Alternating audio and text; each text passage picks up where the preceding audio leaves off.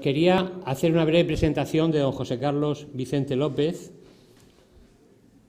Don José Carlos actualmente es el director general de Salud Pública y Adicciones. Lo primero, agradecerle por supuesto de corazón el que nos acompañe en la situación en la que estamos. Estos temas siempre son complejos, no sé, y son compromisos.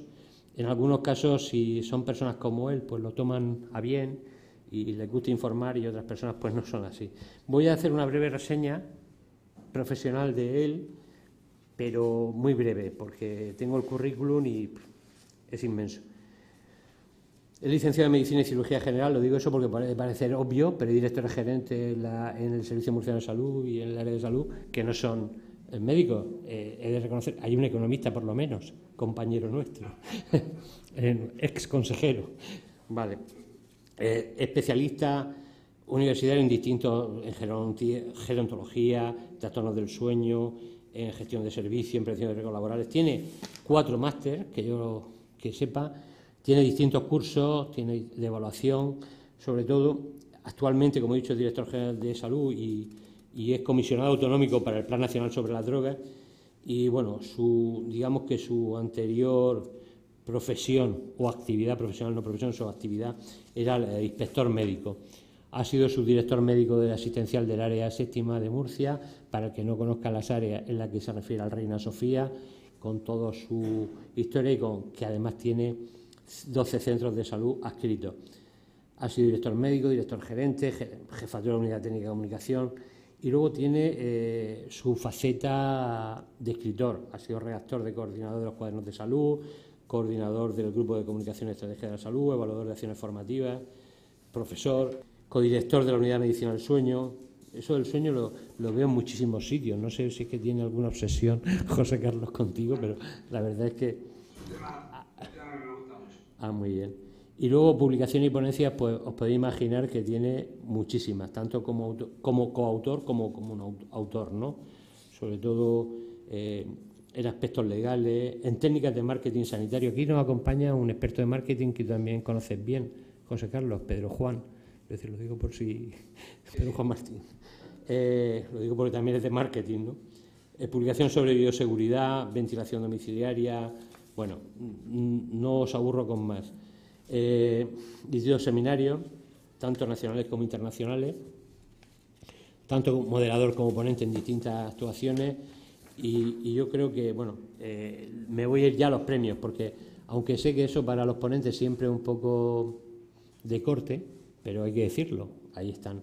Es Premio Salud Pública en categoría de director general, es Premio Galeno 2019 del Colegio Oficial de Médicos de la Región de Murcia, es Premio Nacional de Periodismo Sanitario, es miembro de la Sociedad Española de Directivos del Sector de la Salud, de la Facultad de Medicina de la Universidad, de la Asociación Española de Comunicación Sanitaria, de la Sociedad Española del Sueño. Eso del sueño se repite dentro de tu currículum continuamente. Yo tengo problemas de sueño, José Carlos, ya hablaremos cualquier día de esto. Sociedad Española de Médicos de Atención Primaria, de Inspectores Médicos de la Región de Murcia y de Mediación y Acuerdo. Eso también, con algunos compañeros de los que nos acompañan esta tarde, valga la redundancia, te une, porque también son expertos en mediación. Y dicho esto, yo creo que lo importante es lo que nos tienes que decir. Tampoco queremos, que nos digas más allá de lo que puedas, pero sí nos gustaría que nos informases de primera mano y con información fidedigna de lo que está pasando y de lo que prevéis que puede pasar, de lo que prevéis, que sabemos todos, porque todos nos predicen cuándo va a salir la crisis, cuándo va a terminar esto. Eso de los tiempos, ya sabes que aquí en este foro, como lo conocemos bien, no hace falta que nos des tiempos, pero sí el saber que hay mucha leyenda urbana sobre determinados temas. El otro día hablábamos sobre la aula esta de fisio o los salones de fisio del Reina Sofía, si estaban ocupados, no, tal, no sé, esa serie de cosas que al final pues confunden, ¿no? Más que ayudan. Y sin más, José Carlos, agradeciendo de verdad y de nuevo que estés con nosotros, pues te dejo que nos lo cuentes. Muy bien. Buenas noches. Primero, agradecer la invitación de estar aquí con el Colegio de Economistas, y que es un placer para mí, y sobre todo que me has invitado, Ramón, a aportar un poquito de visión sobre lo que es la situación actual del COVID y en concreto en la región de Murcia. Yo no voy a... Todo lo que tenemos, digamos, en datos, en proyecciones, todo está al servicio de la sociedad murciana. Aquí no hay, o sea, la transparencia, la veracidad y la certidumbre que podamos tener está al servicio de todos. Por lo tanto, todo se puede contar con independencia de que lo que se cuente a veces sea mejor o sea peor, pero lo voy a contar y lo voy a decir en la medida de lo posible. No se nos debe escapar que la primera ola pues, fue una ola muy favorable, en el sentido de que la región la salvó bastante bien. En este momento no podemos decir lo mismo por diferentes cuestiones y razones. Algunas achacables a la situación nacional y otras achacables pues a nuestras especiales características en algunos aspectos. Vosotros conocéis perfectamente, por vuestra dedicación profesional, la estructura socioeconómica de la región de Murcia. Eso en este momento, en algunos aspectos, nos está suponiendo no iba a decir, la palabra lastre quizá no es la adecuada, pero sí un condicionante importante. Nosotros tenemos una estructura socioeconómica que tiene uno de sus pilares más importantes en la agricultura y en la industria agroalimentaria. Y en esa industria agroalimentaria tenemos uno de nuestros focos en este momento más complicados, porque confluyen dos elementos importantes.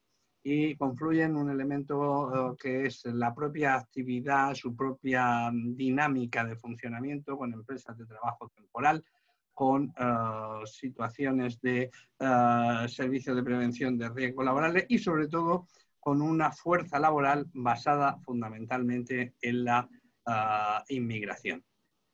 Y me diréis, ¿por qué he comenzado por aquí? Porque es en este momento una de nuestras principales preocupaciones. Y lo digo salvando cualquier tipo, quiero que esto quede muy claro, salvando cualquier tipo de estigmatización, salvando cualquier tipo de discriminación y, por supuesto, cualquier intención o más lejana en cualquiera de nosotros, de los que estamos, yo, de mí, del resto de la consejería y de todos, de ir a un aspecto xenófobo. Pero la realidad es la que es.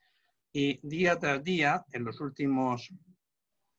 últimos meses, hemos visto hoy, por ejemplo, que más del 54% de los casos diarios, en este caso os voy a contar el de hoy, de los casos aparecidos son del Reino de España.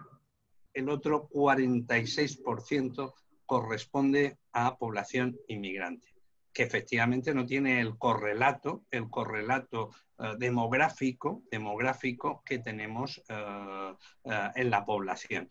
Y algunas colectividades aún tienen una representación 20 veces por encima de lo que significaría su estadística poblacional aplicada al número de casos diarios.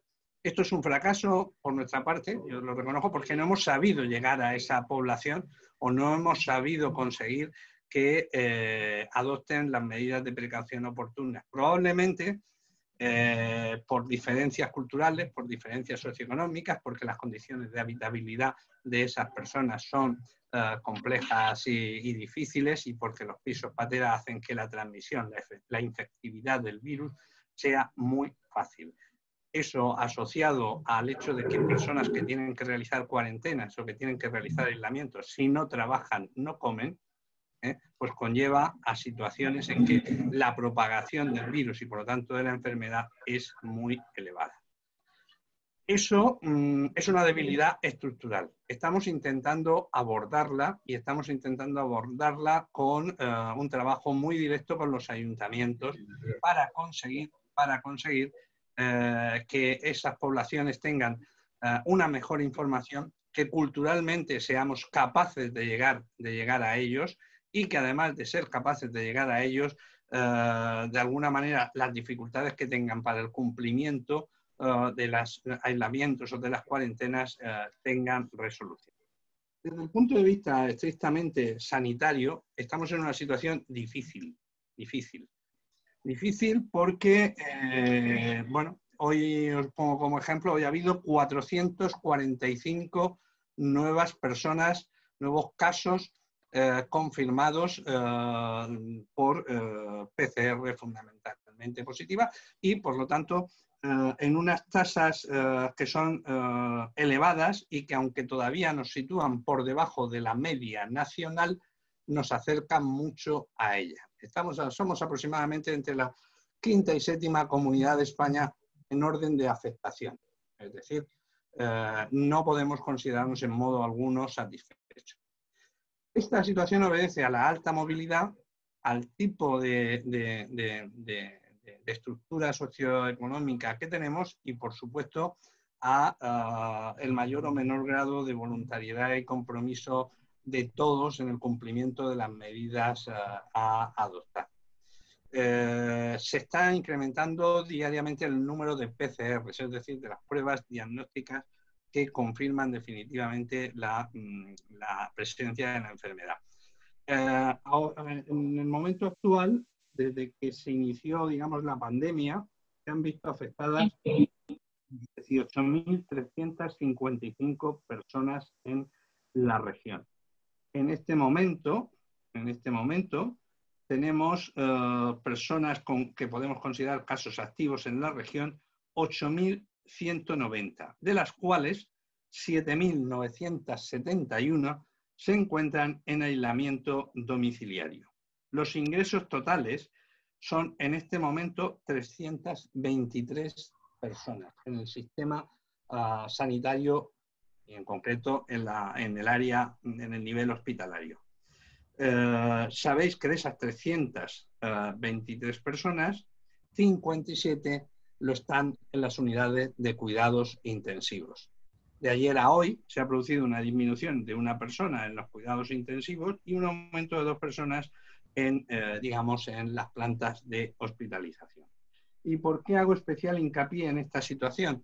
Porque la pandemia, el gran problema que tiene, con independencia de los efectos, sobre la salud directa de las personas, es que tenga la posibilidad de colapsar el sistema sanitario. Si bien la gran mayoría de las personas afectadas, digamos que tienen una sintomatología, sobre todo en este momento, de leve a moderada, vamos a llamarlo así, el problema es que al afectar a muchísima cantidad de personas pueden provocar el colapso de las unidades de cuidados intensivos y sobre todo también de los hospitales.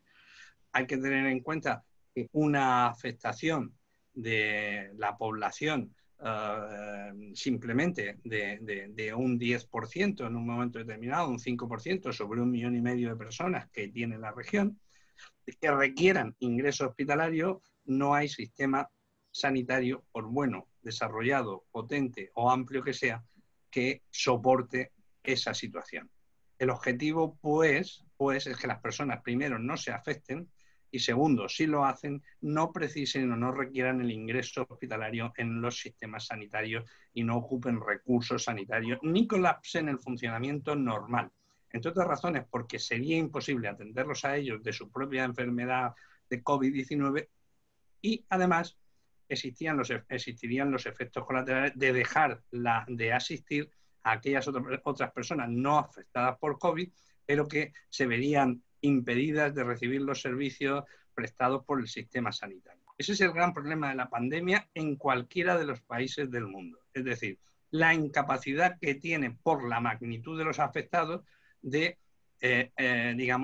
por parte del sistema sanitario de atender correctamente a los directamente afectados o a las situaciones normales de infarto, de operaciones, de intervenciones de inmediata realización y dejar otra serie de pruebas de seguimiento de enfermedades crónicas que no se pueden realizar porque los sistemas pueden colapsarse y, por lo tanto, esa situación nos llevaría, a una situación de auténtica apocalipsis del sistema sanitario. Por lo tanto, el objetivo pasa por evitar la infección y para eso la mascarilla, la distancia, el lavado de manos, el cumplimiento de la evitación de las aglomeraciones, cualquiera de los actos que se realizan, cualquiera de las reuniones tienen que limitar al máximo la concurrencia física de las personas y además el lograr que en los espacios donde existan concurrencia de personas,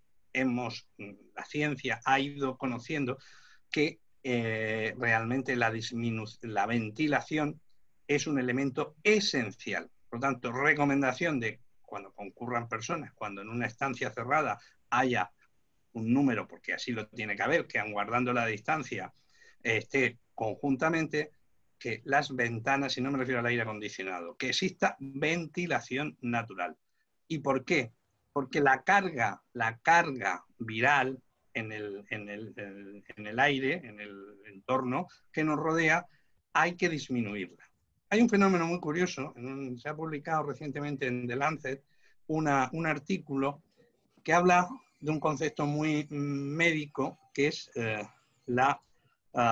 digamos, la disminución que provoca el uso continuado de la mascarilla en la carga viral. Y lo disminuye de tal forma que, aun existiendo en el aire carga viral, nuestro organismo puede adaptarse a esa pequeña carga viral, e incluso hay quien sostiene que puede generarse una cierta inmunidad natural, porque las dosis son tan pequeñas que no provocan enfermedad, pero sí generan una posibilidad de una cierta inmunización. El uso continuado de la mascarilla, el uso en ambientes donde pudiese existir carga viral, reduce muchísimo lo que penetra en el organismo. Por lo tanto, esa reducción de lo que penetra en el organismo puede generar inmunización sin generar enfermedad. Eso es un dato importante, es una tesis que circula como otras tantas. De este virus hay una cosa muy clara, es que todos hemos ido aprendiendo poquito a poco o rápidamente, según viniesen las circunstancias y según las fuentes en las que se buscasen las certidumbres. A veces no hay tantas certidumbres como quisiéramos, y tenemos muchas más incertidumbres. Esas incertidumbres han pasado por muchas cuestiones y siguen pasando. Cómo se termina de transmitir, si existe una aerosolización en el aire, si la distancia de 1,5 metros es suficiente o no es suficiente, si se transmite más o menos por las superficies, si afecta más a determinados grupos que a otros. Lo que hemos ido aprendiendo, desde luego, es una cosa que está muy clara en la región de Murcia, y es que los colectivos vulnerables, entre los que se encuentran las personas por encima de, los crónicos, los que tienen patologías, y sobre todo las personas mayores, por encima de 60, 65 años, pues han aprendido a protegerse. Y esos colectivos que en esa primera oleada fueron muy afectados, con porcentajes que por encima de los 60, 65 años representaban casi el 40% de las personas que se infectaban, en este momento se ha dado la vuelta a la tortilla. Y se ha dado la vuelta a la tortilla porque la persona mayor, la persona vulnerable, la persona con enfermedad crónica ha aprendido a protegerse. Ha aprendido a protegerse y es cumplidora y respetuosa con las normas, y reduce muchísimo la exposición. Eso ha hecho que en este momento en la región de Murcia prácticamente más del 70-75% de los infectados tengan menos de 50-55 años. ¿Qué significa esto? Pues que hay gente que no ha tenido, hay colectivos que no tienen una valoración o una percepción del riesgo suficiente como para adoptar medidas de protección personal y el cumplimiento de las medidas colectivas. Es significativo porque no solamente sucede así en la región de Murcia, sino en toda España. Hay algunas regiones que son o han entendido mejor el mensaje, o por sus condicionamientos estructurales o de cualquier otra índole, están teniendo mejores resultados. Lo digo porque, por ejemplo, el cumplimiento, voy a poner un ejemplo sencillo de entender. Vemos por la calle circular a muchos grupos, a muchas personas, afortunadamente en gran medida prácticamente todos, que llevan su mascarilla puesta. Sin embargo, acuden a tomar un café, acuden a una comida y se quitan la mascarilla permanentemente durante el tiempo que dura esa comida o ese encuentro. No tiene sentido.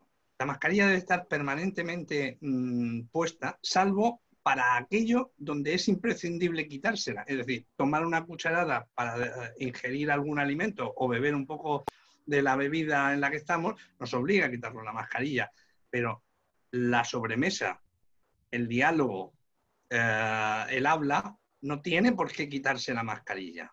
Bueno, pues esa situación es una situación que en algunas regiones de España se está cumpliendo mucho mejor que la estamos cumpliendo nosotros los murcianos. Eso es una realidad y por lo tanto esa realidad tenemos que aceptarla para mejorarla. Luego hay otro punto también importante que tiene que ver mucho con la psicología de las personas en aras a la protección. Y es que cuando acudimos a ambientes que consideramos confiables, por ejemplo, la familia, amigos de toda la vida, pensamos que no nos lo pueden transmitir. Y es un error, bajamos la guardia. Nadie quiere transmitir a otra persona una infección, ni mucho menos el COVID. Pero cuando visitamos a nuestros hermanos, a nuestros primos, a nuestros amigos íntimos, a nuestros amigos personales, creemos que porque son nuestros amigos no nos van a transmitir o nosotros nos vamos a transmitirles la enfermedad a ellos.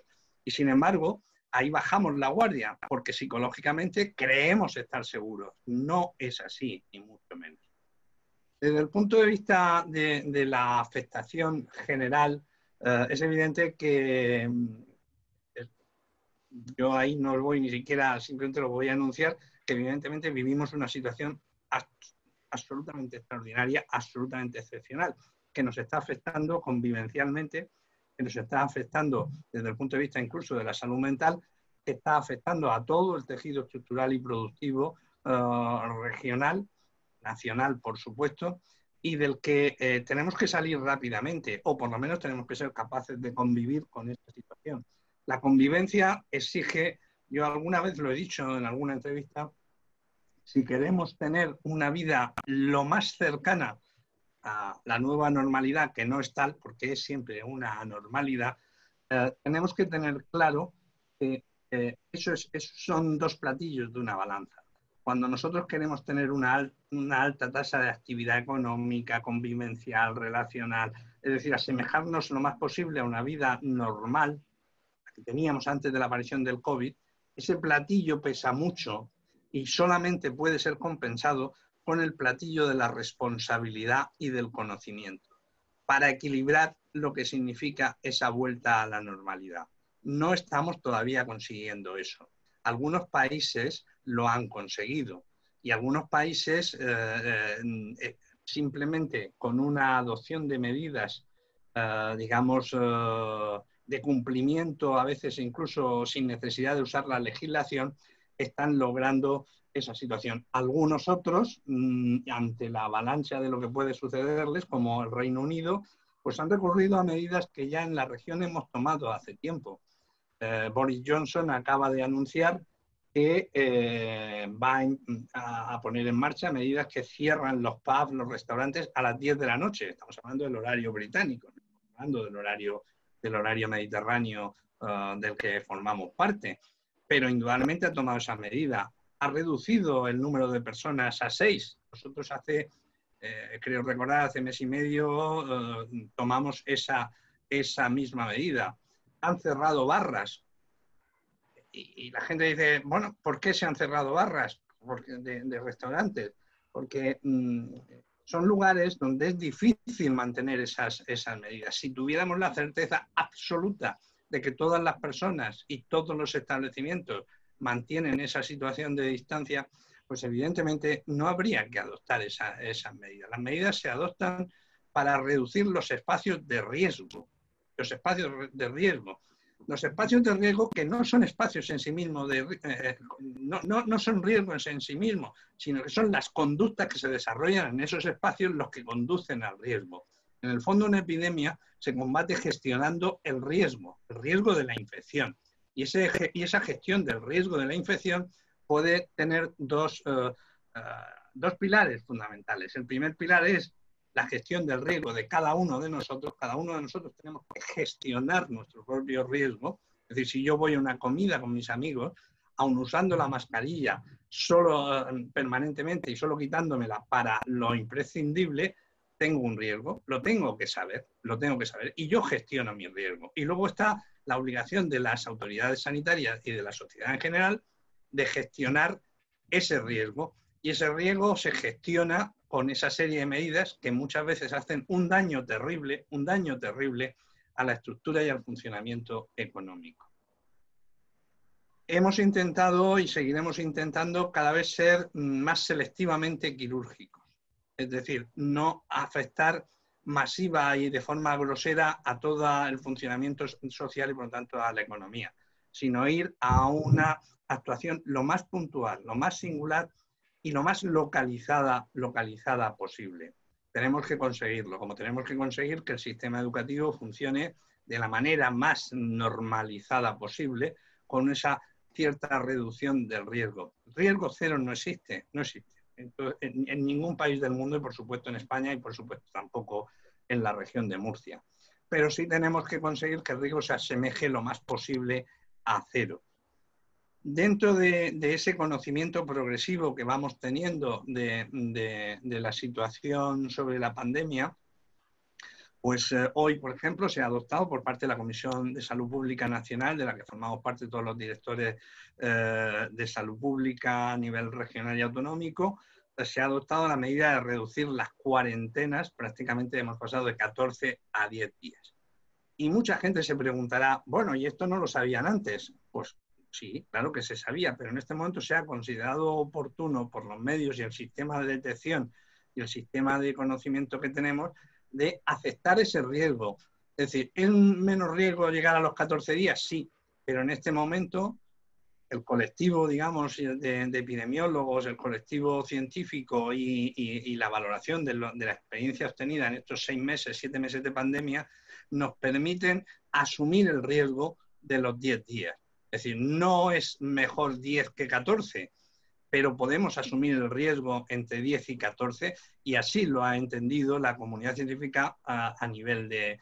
¿Por qué? Porque de alguna manera entendemos que aunque algunos puedan escaparse, el balance riesgo-beneficio en este caso nos permitiría aceptar los 10 días. En Francia están ya en los 7 días. Claro, todo esto hay que balancearlo siempre con la situación epidemiológica, que repito, no es buena. Y en nuestro caso estamos en un momento complicado, muy complicado. Yo creo que de esto podemos salir y vamos a salir y empezamos a tener algunas buenas noticias, aunque no sean la totalidad de buenas noticias. Se ha aprobado por parte también en ese documento de la Comisión de Salud Pública, se ha aprobado definitivamente el uso de lo que se llaman los test antigénicos. Los test antigénicos no son los test rápidos que hablábamos y hemos tenido siempre como mito en la etapa anterior. Los test antigénicos lo que terminan ofreciendo es en 15 minutos, aunque se obtienen por hisopo, igual que se obtiene la muestra, es decir, la muestra se obtiene de la misma manera que si fuera una PCR, pero la diferencia reside en que en el mismo lugar donde se ha obtenido la muestra, sin necesidad de acudir a un laboratorio, se puede obtener el resultado con una sensibilidad y una especificidad lo suficientemente alta como para darlos por buenos, de que hay o no hay infección.